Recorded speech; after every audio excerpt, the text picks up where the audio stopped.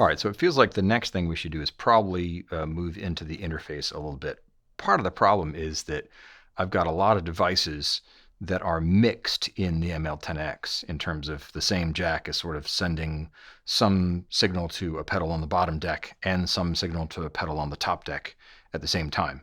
So ideally what you'd want to do is have the top deck on, all the pedals on, attached, and then do it all at the same time. However, it would block your view for all this, so that really doesn't work. But I think what we're going to do is basically do the fuzzes now. So if you look at the input to the box here, where it is, there you go. You can see that it's got fuzz in and fuzz out. Those are TRS connections, so it's both fuzzes are carried on one jack. So that means I can just make one connection between the ML10X and the input of this. So I'm just going to make one big long TRS cable and route it all the way along to there.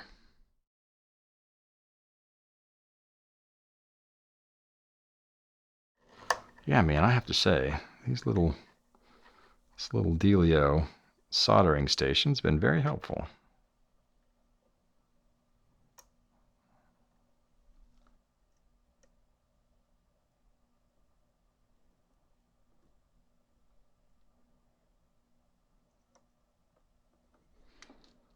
Go there.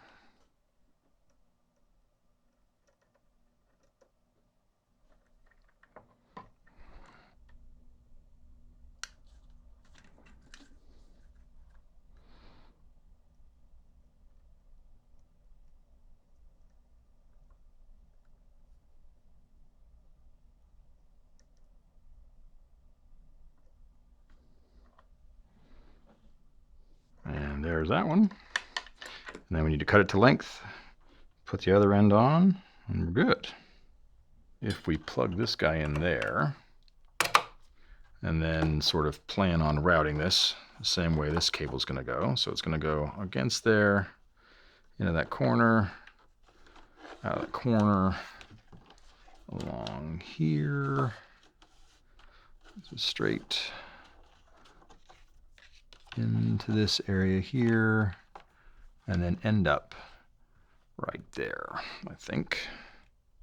Sounds about right. All right.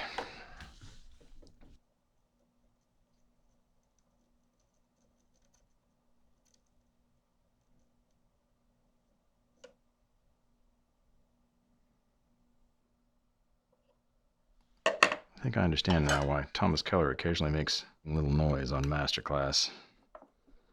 He goes, okay, okay, okay, okay. Because you're just doing stuff. I get it now. It was really annoying before, but now I understand. I'm sorry, Thomas. Forgive me. Go.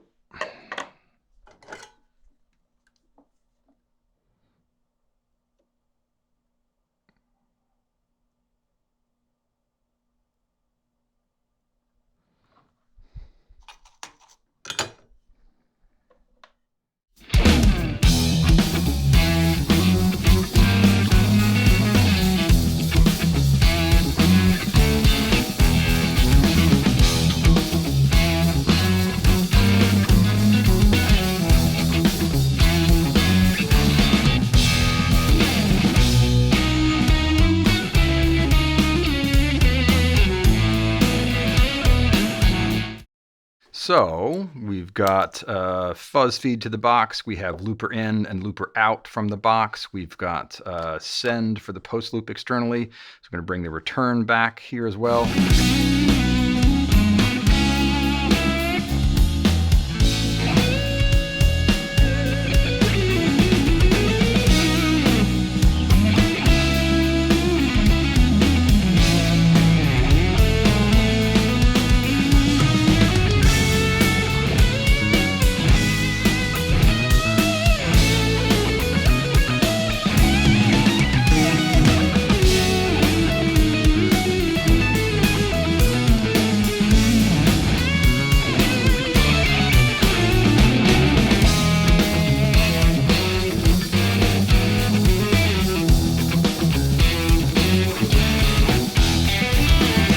thing I should also mention is that you always want to make sure that when you're testing cables, you test them after you have put all the covers on as well as before.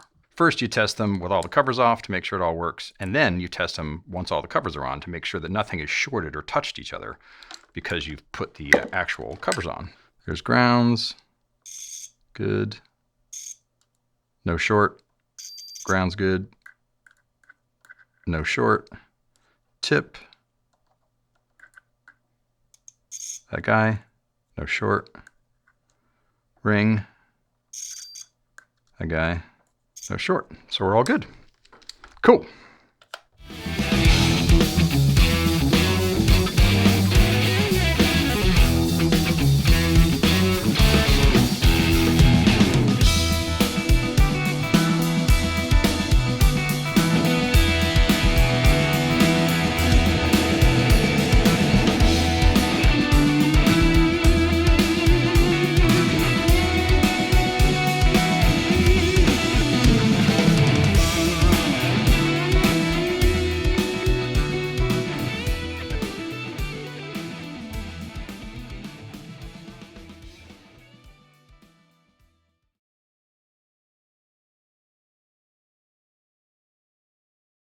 I've been trying to stop every time we encounter something new. So if we're looking at doing DC power, 2.1 millimeter power, and we're looking to shorten this, as opposed to extend it or something, then I'm going to need to take off one of these ends and replace it with one of these aftermarket ends. But we've not sort of encountered that yet, so we're going to solder it here in a second. But the first thing you need to do, remember that the lion's share of guitar pedals use center negative power. So that means that the center is actually not positive, it's a negative, and the outside, which is normally the negative, is the positive. So it's important that you make sure that your cables are the right orientation. And when you chop them, the first thing to do is just sort of, figure out which is which. So that would be the tip, and I'm assuming that's red, and it is. And then this would be the outside, and I'm assuming that is white. And it is. And so that means that when I solder this to the connector over here, that the red goes to the tip and the white goes to the ring. So if we look at this connector, this is the lead for the tip, and this is basically the ground plane for everything else. And we'll put the white wire there and the red wire there. Okay, so you can see that I've actually trim these cables. On these, I like to have the ground wire be a little shorter than the lead wire for the hot wire, and that way I've still got some of the sheathing that gets sort of crimped in this little sort of thing here for stress relief. So that is kind of my preferred way of doing it. Let's get some solder on this dude.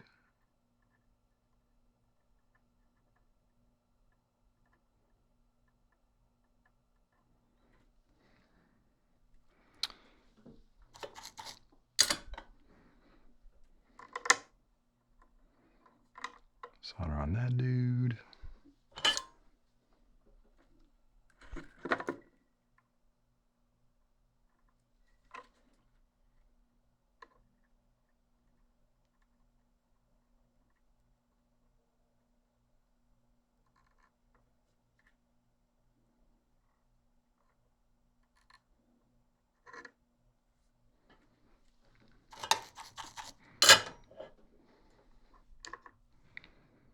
Cool.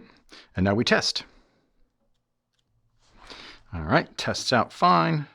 So the thing we want to do is get the cable within these little hooks here. You see those two little hook guys there. And those are our stress relief. So we'll just do a little bit of a crimpy crimp here. And I realize that crimpy crimp is not a technical term, but I'm doing stuff with my hands and talking, which is always fraught with danger around here. Okay, now I take this little thing and sort of snap it on. There we go. So now it's in there, right? And then to secure it, oddly enough, this is how everybody does it. Then it ships with these little zip ties, and then you zip it around. Now, you want to make sure that you zip it this way. And the reason is because you don't want this knuckle over here because it'll get in the way and you may not actually be able to plug it into your device. There you go. A new end. So a nice short DC cable with no shrink wrap needed. And now I can just plug this right from the power supply into the first ML10X.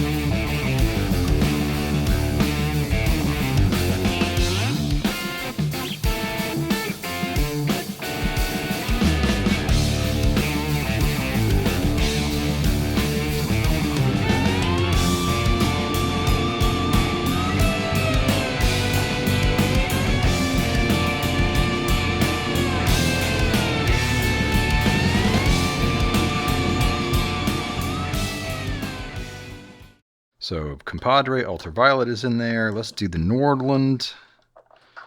And we'll get it sort of tucked there.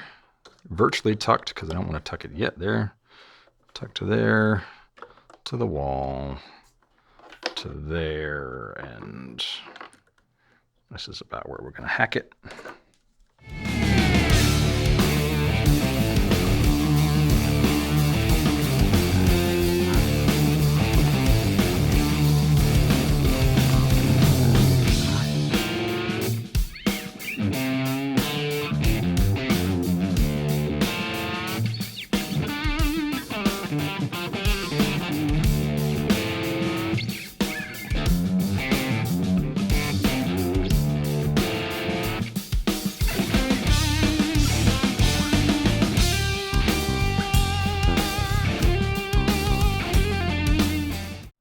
Do they turn on?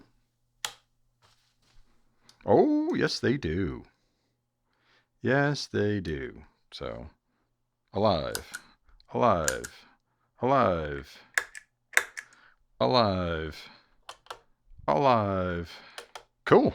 So, we're getting there. We're working.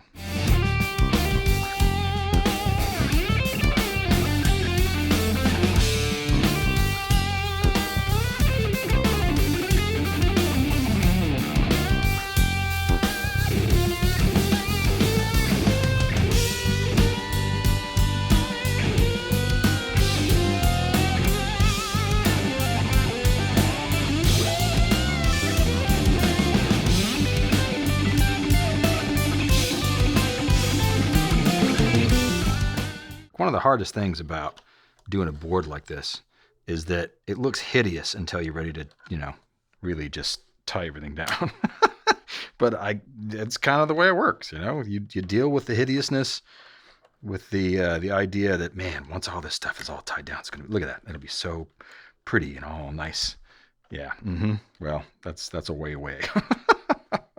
But it is what it is.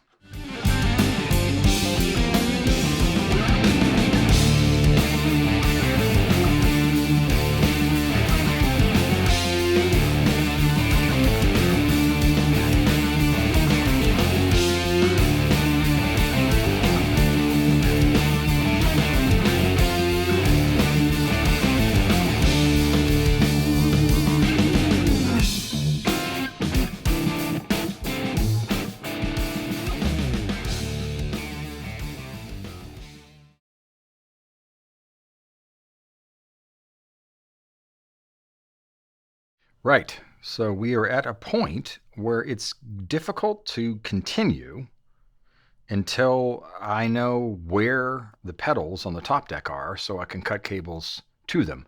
So because I'm using all 10 loops in the first ML10X, it means that every single loop has to have a splitter for the send and a splitter for the return. But unfortunately, the way I've laid it out to make things on the top panel accessible and make things in the bottom panel to where I never have to touch them, like this guy, it means that sometimes one of those splitters, half of it goes down here, and the other half of it goes to the top panel. And that means the return, half of it comes from the top panel, half of it comes from the bottom panel, and they merge into one jack on the ML10X. So I can't go any further until I have pedals on the top that I know where they are, so I can cut cables to length and solder for those. So I'm kind of in an impasse. However, before we quit, at least where we are right now, what I can do is test what we have so far. So I haven't obviously finished this yet, but I will. But there's DC to everybody here, and all of the audio that I can connect on the bottom panel is done. So the only thing we can do at the moment is turn the power on and see if everybody wakes up. And so far, everyone has woken up. Very cool. So all the stuff on the bottom works as far as we can test it at the moment. And now I'm going to basically shut down, put the lid back on, put some of the pedals back on, and sort of try to figure out where all of this stuff goes so I can continue. So, whew.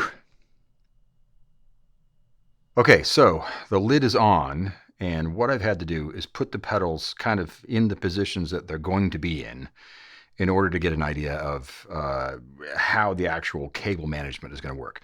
This is going to get tricky because I'm going to have to lift the lid to be able to get under to wire stuff up underneath the lid and down into the guts of the board. However, that means that these pedals have to be secured so they don't keep sliding off. Which is, it's kind of a backwards way to do it, but it's really the only way to do it in this scenario. So what I'm going to do, I've got the first 4 up here fully battened down. So these are all snapped down to dual lock. I've got 2 strips of dual lock up here.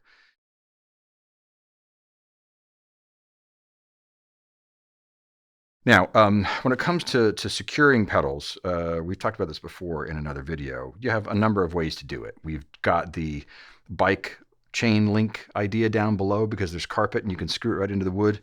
Here, I don't see any reason to do that. I'm totally fine with just using dual lock to do that. Here's the thing. You know, if you're just doing something like this, where there's not much chance for changing this later. Let's just put it that way. Let's just say that this is kind of going to be locked down. It's not going to be something where you're going to go, oh, I think I'm just going to go put this pedal over here. No, you're not.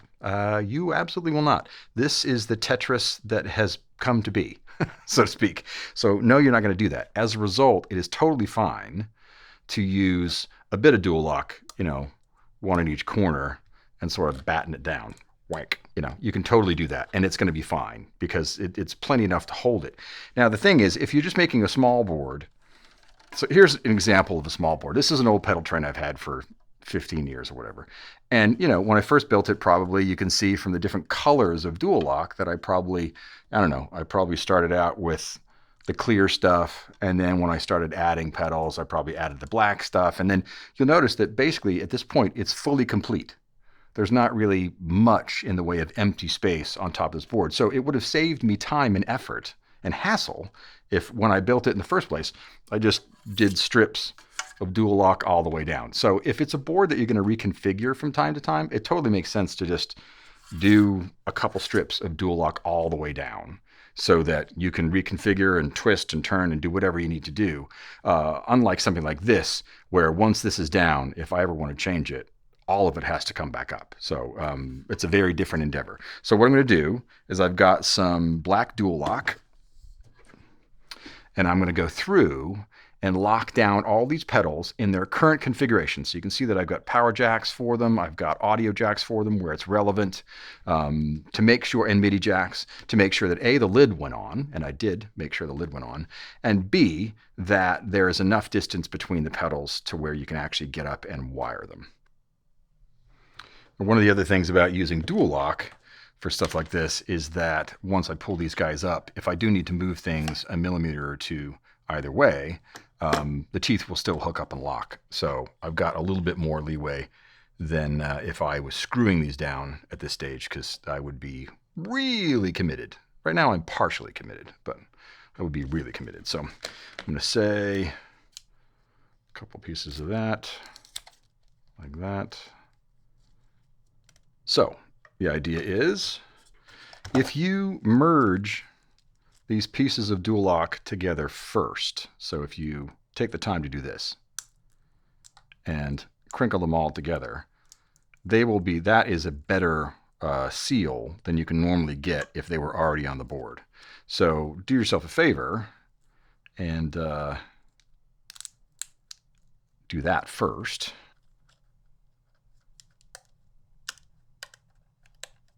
There we go, like that. And then all together, pull the adhesive off, pull the adhesive off.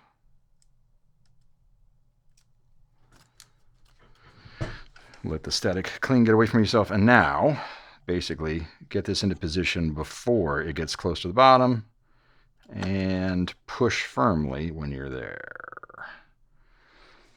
And wiggle, if you remember. We talked about this last time. Push and wiggle.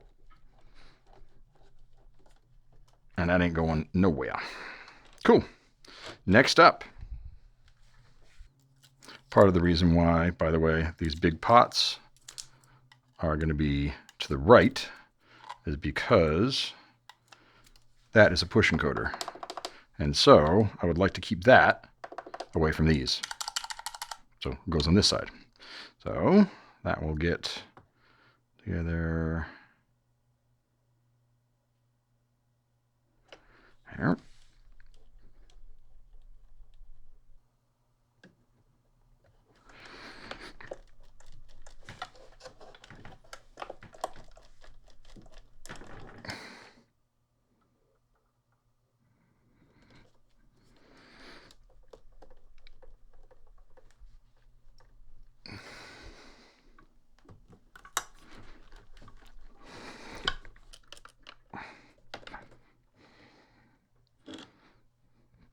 All right, now I'm going to leave a bit of space for this. And the reason is because I might eventually upgrade to the bigger one. It's got some presets and stuff in it.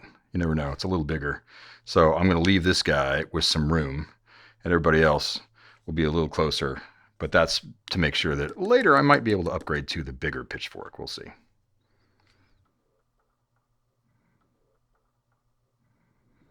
.3M, they make the best adhesive on the planet.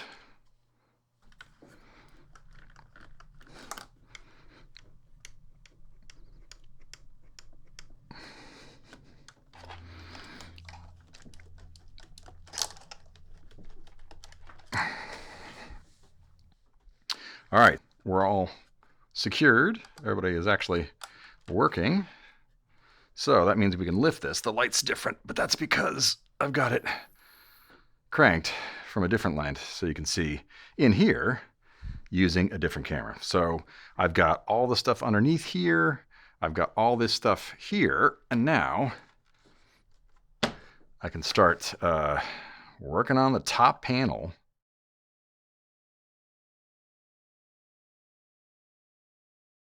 Now, one of the things that might make the upper panel a little bit easier, because the Morningstar ML10X is actually a stereo send, to use a full stereo loop, it means that I'm going to use that kind of jack on one side, and obviously for each set of stereo inputs and stereo outputs, I need to use two of these. Well, that means I can actually use one cable.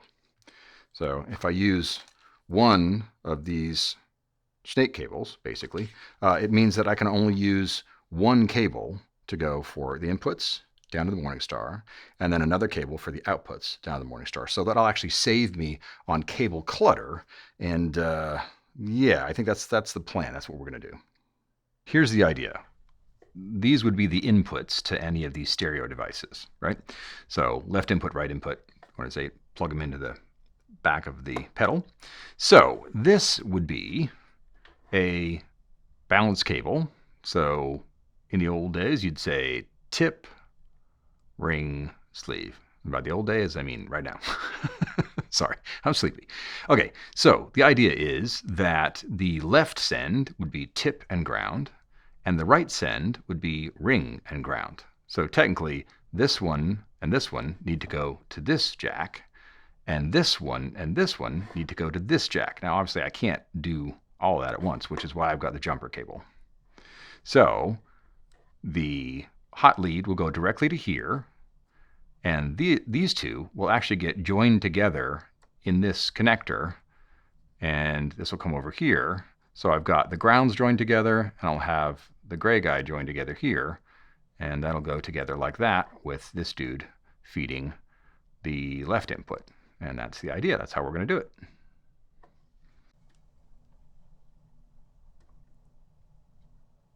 Not an easy angle here with all of these arms and tentacles. It's like Dr. Octopus in here.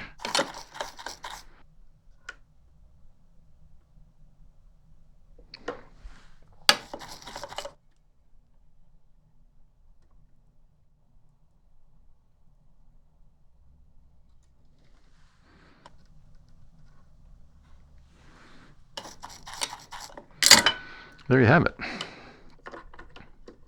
So, lovely beautifulness. And the idea would be that you would plug these guys in here like that. Look at that. Beautiful. Nice and clean. This then pops down into there like that. There you go. And now we can sort of start routing this stuff. Actually, it goes to this one, doesn't it? Yeah, so we'll route it down along here, figure out where these go, and it will go to one of these guys down here. But we'll make sure that it's all sexy, because right now this is ugly as sin, but we'll get it there.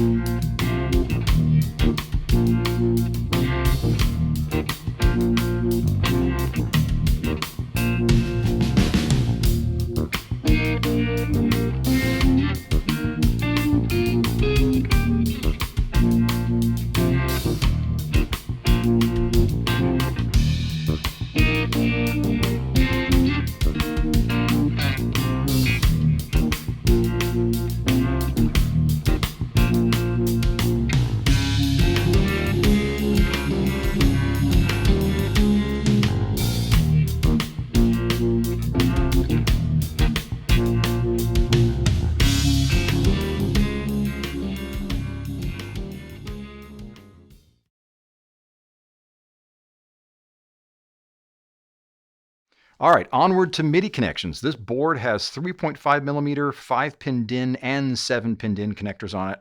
So there's a lot to do in the MIDI environment here. And I'm going to give you a couple tips and tricks that might help you on your way towards MIDI mastery.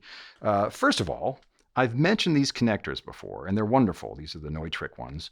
And what's great about them is that the internal cylinder here can spin wherever you'd like it to.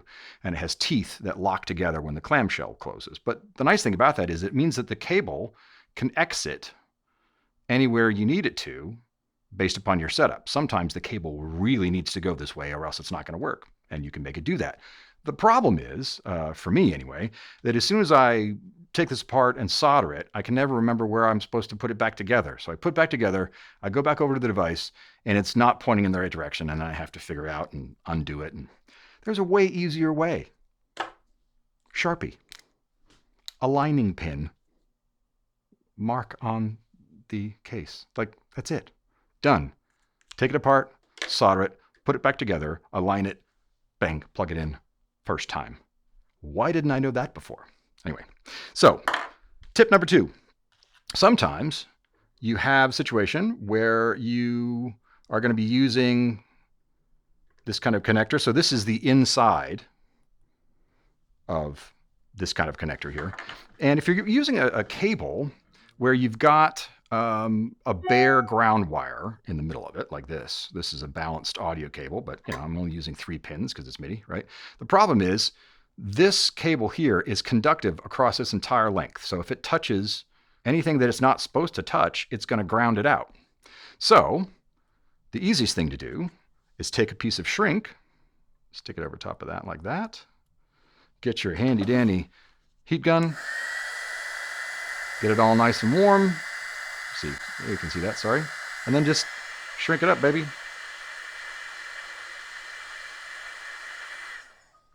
And as soon as that is on there, now there's no danger of this length of the wire touching anything, and it's only going to touch there when you plug it in, which is awesome.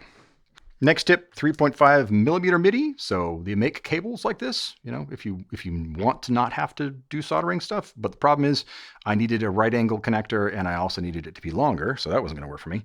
But in order to figure out the pinout, I actually used a barrier strip. These things are great. You know, I use them for projects for like ground planes and things like that. Signal flows between the two screws. So anything connected on this side and on this side is connected together. So all of the wires from the cable that's coming from somewhere go on this side. All of the wires from the cable that's going somewhere go on this side. Plug them into their respective devices and see if it works. If it works, you have the right pinout. If it doesn't work, swap the wires until it does, and then write it down, and that is what you solder. Works great. Another cable to have in your arsenal, if you're going to be doing as much MIDI as I'm doing here, is something like this. It's really simple, but it's awesome. It's a little $8 cable you can find from Amazon. I'll send you the link, but it's dual 8-pin female DIN connectors. Yeah, there you go. Yeah. So because it's DIN, it accepts any MIDI cable, 5 or 7 pin. And because they're both female, it means that I can get test points in one end and connect a cable to the other end. And I don't have to hold anything together to try to figure out what's what. So if I plug in a MIDI cable to this end, and then I want to figure out where the ground is, well, I put a test pin in there. Like, I think that's it. And I think that's where the ground is. Touch what I think the ground is here, and bang. There you go. Huge time saver, and it's $6. Also, a word on cabling. I mentioned that I would be using this Mogami 2524 stuff, which is really good cable, classic for a pedal board. However, I started thinking and mentally calculating how many cables I might actually end up with in the bottom of the board, and it could be 100. It could easily be that many channels. And I started thinking about just space. Like, I want to be able to close the lid. So here is what 8 channels looks like using the Mogami cable, the 2524, whatever it is. And you can see there's quite a large outer jacket. So there's lots of distance between the center pin and the outer shield. So it's done that on purpose to be quiet. It's a good cable, but look how big it is. Like, that's a lot for 8 channels. Imagine if I had 100 channels, how big that would be. Like, that's a lot. However, this is also 8 channels. These are the cables from the inside of a Mogami multi-channel snake. And because each one of these is balanced, it means that there's 1 ground and 2 leads. So I can get 2 channels out of each one of these. So 8 channels versus 8 channels. Yeah, I used this instead. And when we get to the end, even though it's already going to look, I'm sure it's going to look like chaos under there, it would be way worse if I had tried to use this stuff. Put it that way.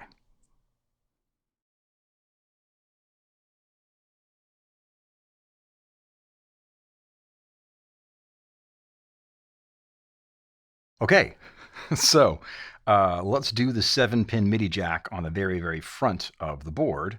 I need to basically take power from the Zuma and join to a couple of the pins, and I also need to take the MIDI information from the 3 pins on the bottom and send those up to the side of the MC6 Pro.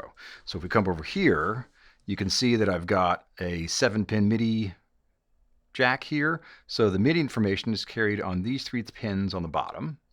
So tip, ring, sleeve is going to be for us. And then these top 2 here are where the DC is connected. So Rockdrum MIDI Mate takes an AC adapter on the jack on the back, but if you send it DC via these 2 pins, it will work just fine. So these are the 2 pins that will be coming from the Zuma, and these 3 pins here will be going to the 3.5 millimeter / 1/8 inch jack on the side of the MC6 Pro.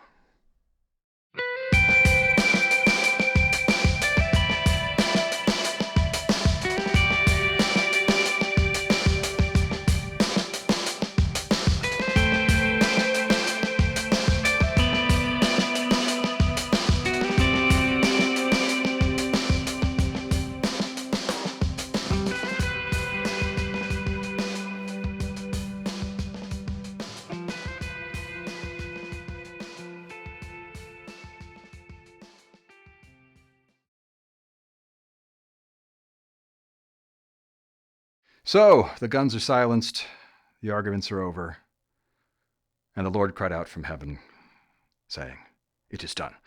Basically, I have finished. So I'm done inhaling solder for the foreseeable future, which is nice. Who knows what it has done to my internal organs, but hey, we'll call it good. You can tell from the top panel, it looks lovely. We're not going to talk about the bottom panel yet because that's another story entirely. However, you can tell from the top panel, everything's tight. I haven't dressed the cables underneath, so anything you can see in the little holes in between, that could still change. But in general, all the stuff in the top panel is locked down. It is tied up. It's fully wired. Everything works. I've done some preliminary MIDI testing just to make sure that things work. So because the ML10Xs are in both signal chains, pre and post, if those aren't set up properly, you won't hear anything. So I've done some real quick cursory sort of MIDI work. I will cover everything that I did in the MIDI episode coming up after this. But for now, we should turn it on. Bing. So MIDI controller over here does continuous controllers for the first 10 pedals in the pre-loop. We'll turn everybody off here. At the moment, I've got the post loop sort of just turned on. Everybody's live in it, so I'm going to have to turn the stuff in the post loop on manually for now because I'm just trying to make sure everything works, and that's about it. So the bottom panel. It looks a bit like a server room after a bomb went off at your office. Is kind of what it looks like. So before we start dressing the cables, though, we need to make sure that everything works and everything is quiet because if it isn't, once we start tying things down, who knows where that noise could potentially be. So we'll turn the amp on here for a second. We'll do some quick testing, some quick noises, and then sort of get into trying to make everything look nice underneath. So first, before we do that, why don't we just have a look at the craziness, my friends, that is underneath. Yep, there you have it. It is absolutely nuts at the moment. So I've got things sort of laid out. I've got a couple little things here just to help me sort of keep things arranged at the moment. But obviously, we need to be able to close the lid. So I need to dress all the cables on the sides and then figure out how to do all the cables on the top. And I might have to actually do some submerging up into these holes to try to get things to fit because there's tons of cables in there. But for now, we should see what it sounds like.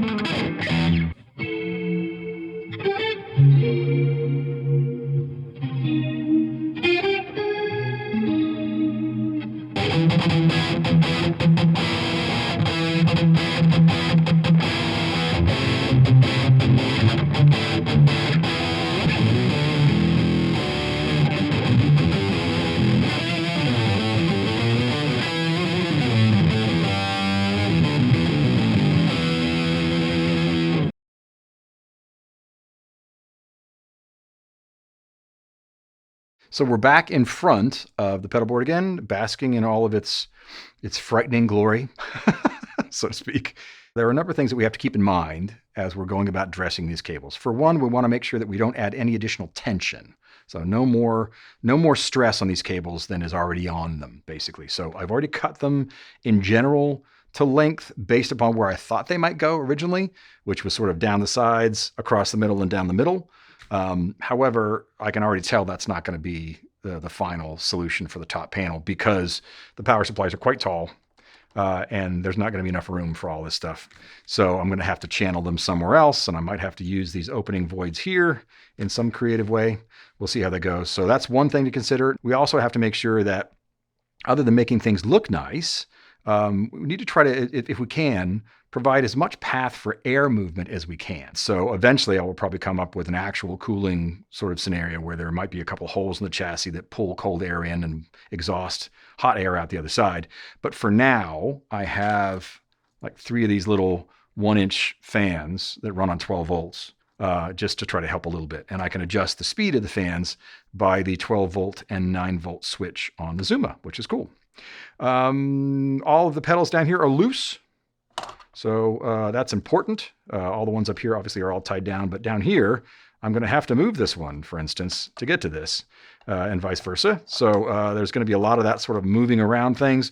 By the time all the cables are dressed, then that will be the time to finally screw the pedals down and permanently fix them. At the moment, the only thing that's permanent are the ML10Xs and the power supplies. So everything else can move. I should also say, you might notice a little bit of errata here, a little difference from what we talked about before on the interface. And that is because due to, I don't know, 2 a.m., 3 a.m., maybe that's what it was. I ignored my own schematic for the pinout on this 8-channel snake sort of schematic. So I've had this and came up with this pinout 10 years ago, and I've used it for years. And for some reason, I ignored the fact that the pinout normally has a separate ground for the switch on pin 4. And for some reason, I'm gathering that the last couple of interfaces I made, it didn't matter, and that's probably because it was Helix or something. But now, as soon as I plugged in the foot switch jack into the head, it hummed like a crazy person, basically. And that's because it was joining the switch ground to the audio ground. This is a metal box, and so any jack in here with a metal sleeve is going to conduct to that ground and join it to the ground. So I basically had to find a non-conductive jack, and I didn't have any plastic sleeve jacks here, but I did have one TRS, like basically headphone jack kind of thing that's plastic. So it works fine, it works great, it's silent, and I'll just make sure that I'm careful with it.